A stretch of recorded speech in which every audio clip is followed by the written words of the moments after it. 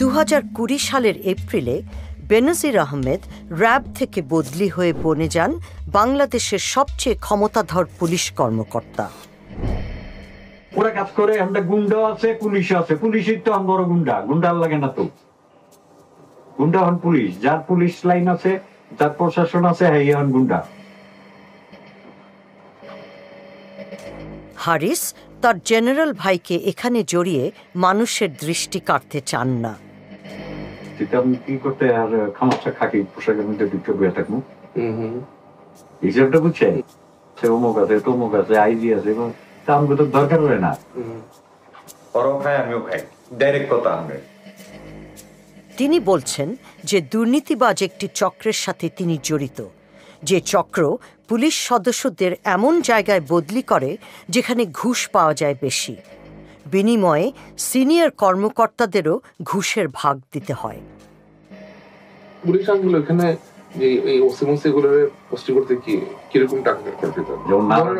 আমি আপনার এয়ারপোর্ট থানার ওসি মিনিমাম 10 কোটি টাকা, 5 কোটি টাকা। অ্যাকচুয়ালি ট্রান্সফারের টাকাটা খায় home minister, IG, police commissioner. মনে করেন 5 কোটি টাকা কন্ট্রাক্ট করলে 3 কোটি টাকা দিয়ে 2 কোটি টাকা আমরা এরই কমান যায়। বুঝছে? এই হলো কাহিনী।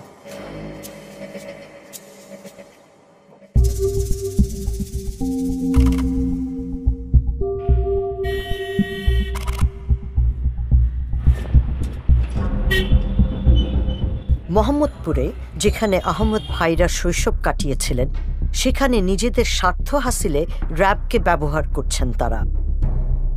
স্থানীয় রাজনীতিবিদ মিজান রহমানকে গ্রেফতার করা হয়েছে। যদিও তিনিও শেখ হাসিনার দল আওয়ামী লীগের একজন নেতা, কিন্তু তার চেয়েও বড় কথা, তিনি মোস্তফা রহমানের ভাই, যাকে খুন করেছিলেন হারিস, জোসেফ ও আনিস। আমি গুলির শব্দ শুনতে পাই। এটা আমাদের জন্য ভীষণ ভয়ঙ্কর ঘটনা ছিল, এবং আমি জানি না যে কেন এটা হলো। মেহেদীর চাচা যখন খুন হলেন, মেহেদী তখন ছোট। এটা ভীষণ একটা ভয়ঙ্কর সময় ছিল আমাদের জন্য। এটি খুবই একটি নির্মম হত্যা। মেহেদী এখন বিদেশে থাকেন। তার ভাষ্য, জেনারেল আজিজ র্যাবকে ব্যবহার করে তার পরিবারকে শাস্তি দিচ্ছেন। মেহেদীর খুন হওয়া চাচার সাক্ষ্যের কারণেই জোসেফকে কারাগারে যেতে হয়েছিল। পালিয়ে থাকতে বাধ্য হয়েছেন হারিস ও আনিস। যারা রেবের সাথে জড়িত, যেমন লেফটেন্যান্ট কর্নেল বা কর্নেল, তারা সকলেই জেনারেল আজিজের খুব ঘনিষ্ঠ লোক। জেনারেল আজিজ যদি বলেন হ্যাঁ ঠিক আছে এটা করেন, শুধুমাত্র জেনারেল আজিজের সরাসরি হুকুম পাওয়ার পরেই তারা সেই কাজটা করবে। বাংলাদেশে জনসাধারণ র্যাবকে প্রচণ্ড ভয় পায়। র্যাব যদি তাদের খোঁজ করতে আসে তাহলে তারা পালিয়ে যান, এবং আমরা দেখেছি যে র্যাবের কারণে অনেক মানবাধিকার কর্মী, নারী অধিকার কর্মী, এমনকি আওয়ামী লীগ দলের ভেতরের সমালোচকরাও দেশ থেকে পালিয়ে গিয়েছেন, কারণ তারা শুনেছেন যে র্যাব তাদের বাড়ির দরজায় ধাক্কা দিতে আসবে। বাংলাদেশের সেনাবাহিনীর ক্ষমতা তার হাতে, তার ভাইদের ক্ষমতাও তার হাতে, কারণ তারা গ্যাংস্টার, তারা আসলে মাফিয়া।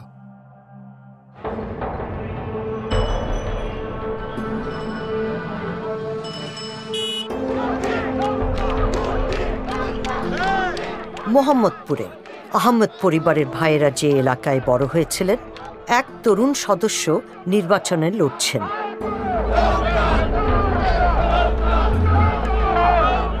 আসিফ আহমেদ হলেন জেনারেল আজিজের ভাতিজা, অর্থাৎ আনিস আহমেদ, যিনি কুয়ালালামপুরে থাকেন, তার ছেলে।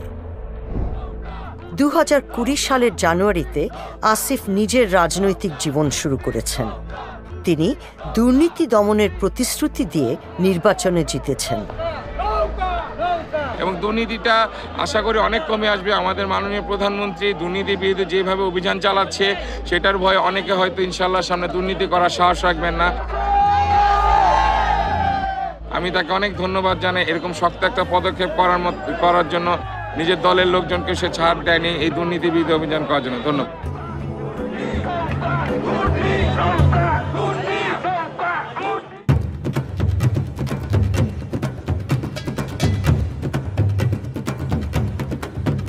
ঢাকায় সেনাবাহিনীর সদর দপ্তরের একটি মাঠে একটি বিয়ের অনুষ্ঠান। স্বর্ণসজ্জিত বর জেনারেল আজিজ আহমেদের বড় ছেলে। আমি তো কখনোই কল্পনা করতে পারিনি যে উনি ঠিক এভাবে নাচতে পারেন। আচ্ছা, ইনি হলেন আজিজ আর এইজন হারিস।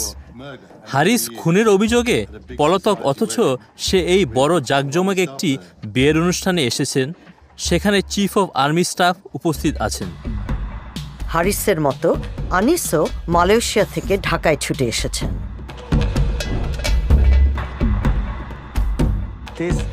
অবিশ্বাস্য ব্যাপার, কারণ এরা গ্যাংস্টার। সরকারিভাবে বাংলাদেশের পুলিশ ওনাদের গ্রেফতার করার জন্য খুঁজছে, অথচ ওনারা একটা বিয়ের অনুষ্ঠানে উপস্থিত এবং আর্মি চিফ নিজেও সেখানে আছেন। ওনারা সবাই মিলে পার্টি করছেন।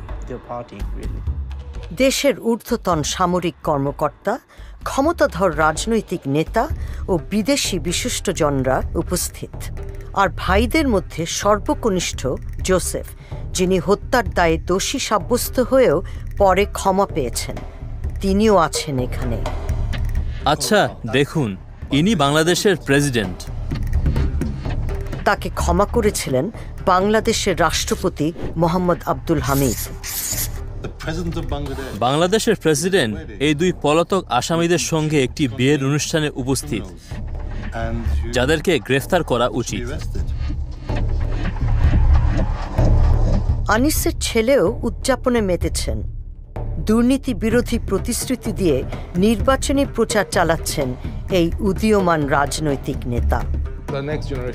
এদের পরবর্তী প্রজন্মকে এরা যথাযথ স্থানে বসিয়ে দিচ্ছে, এবং যদি এভাবেই চলতে থাকে এবং এদের স্ট্র্যাটেজি এভাবেই যায়, তাহলে আমরা দেখতে পাচ্ছি এদের দ্বিতীয় প্রজন্ম এদের স্থান নেবে এবং বাংলাদেশকে একটি মাফিয়া রাষ্ট্রে পরিণত করবে।